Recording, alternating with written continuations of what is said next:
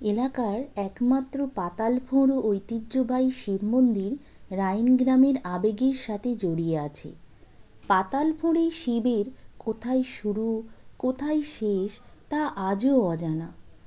এখানে পরম বৈষ্ণব চূড়ামণি শিব ঠাকুর কালিন্দী কুঞ্জ নামে পূজিত হন।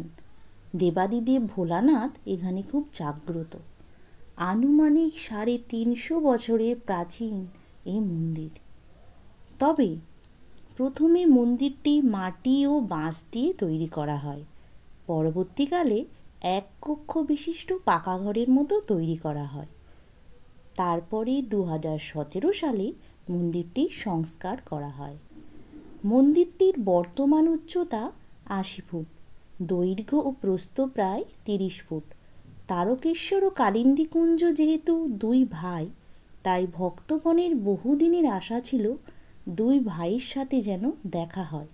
সেই জন্যই মন্দিরের 80 ফুট চূড়া তৈরি করা হয়েছে।